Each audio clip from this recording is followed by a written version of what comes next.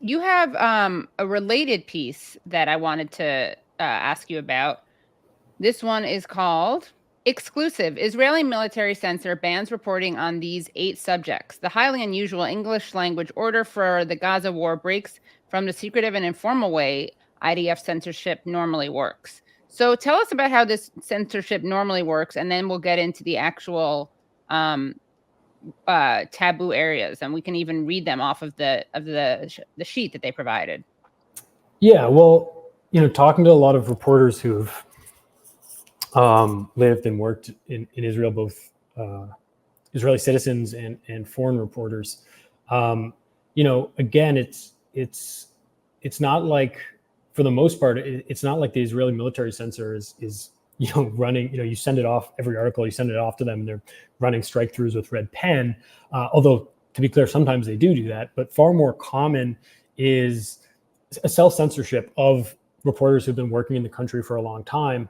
And I heard several anecdotes basically of the military censor just getting on the phone with an editor or with a desk editor and basically just screaming at them, and enculturating a general disposition that is resistant to touching any of those subjects or fighting for a piece that maybe falls right on the line of a area that people know is controversial or could be banned.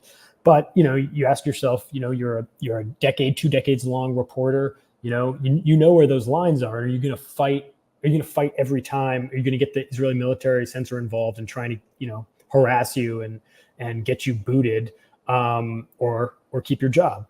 And this really stood out as as this sort of new explicit order that was in English, which suggested that it was having distribution beyond its normal the normal domestic Israeli press, and was really laying out explicitly the conditions for reporting on the current conflict. You actually included these orders, so let's take a look at that. Operation Swords of Iron. Israeli chief censor directive to the media. In light of the current security situation and the intensive media coverage, we wish to encourage you to submit to the censorship all materials dealing with the activities of the Israeli Defense Forces, IDF, and the Israeli Security Forces prior to their broadcast. Below is a breakdown of topics that are not allowed for broadcasting and should be submitted by the Israeli censor prior to their publication. 1.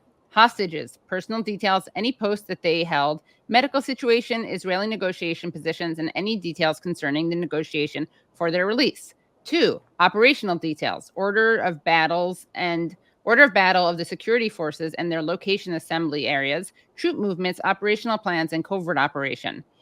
It is forbidden to report vulnerabilities in the Israeli defense abilities, including the deployment, location, and capabilities of the Iron Dome system and other air and missile defense systems. It is also forbidden to broadcast images and or videos that can identify the forces, their composition, and scope. 3. Intelligence. Any intelligence concerning the intentions and capabilities of the enemy. 4. Weapon systems. Detailed of weapon systems in IDF use, IDF equipment that fell into the hands of the enemy, even if your report is based on enemy news. 5. Rocket attacks. It is forbidden to report rocket strikes that struck strategic infrastructure targets such as power plants, gas and water infrastructure, transportation depots, military and defense bases, factories, and other sensitive areas. Cyber attacks. It is forbidden to report attacks against security, federal, and national institutions. Furthermore, it is forbidden to report Israeli cyber attacks against the enemy.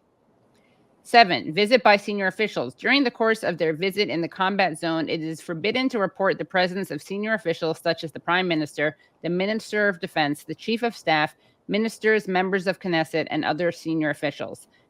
8. Security Cabinet. Any reports concerning details and information from the cabinet meeting must be submitted to Israeli censor prior to their broadcast.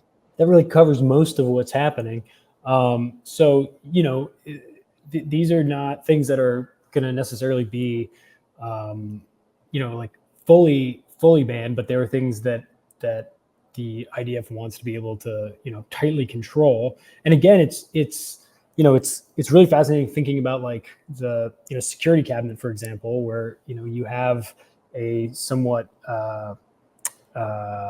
motley assemblage there with different perspectives and different ideas about the exact level of escalation and tactics to be used. And so you can see how or you think about hostages, the health of the hostages, the conditions of the hostages, what are their backgrounds, what information do their families have that they want to share with the Israeli public because of the way that they feel they're being silenced. I think there was footage I saw of a number of hostage families, breaking into the parliamentary body to protest the current handling of the war. So you can really see how all of these subjects, under Israeli law, are subject to review and censorship by the military in the way that, that cycle, we get a glimpse into a cycle that's literally occurred and a law that's been on the books since 1948. In the way that can remake an entire society's perspective based, on what types of information they do and do not have access to. This is a point I've also tried to make, which is that you can imagine there's always a cost benefit analysis to like how much you hold your cards in an authoritarian country. The journalist who's currently imprisoned in Russia, who's recently imprisoned. You can imagine in authoritarian countries, as a Western reporter, you're constantly kind of having to weigh how far you're willing to push things against the official line and how you couch information.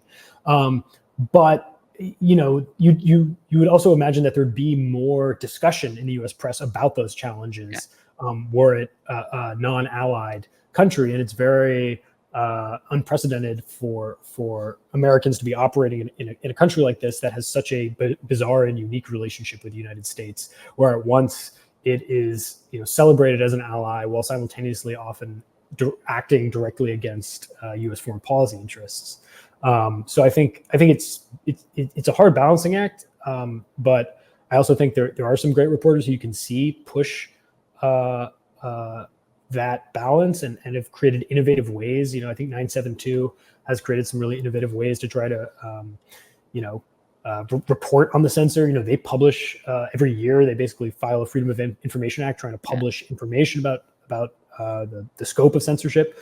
So there's definitely some room for pushback, but I think, it's going to alienate your sourcing, especially within the IDF and Israeli government.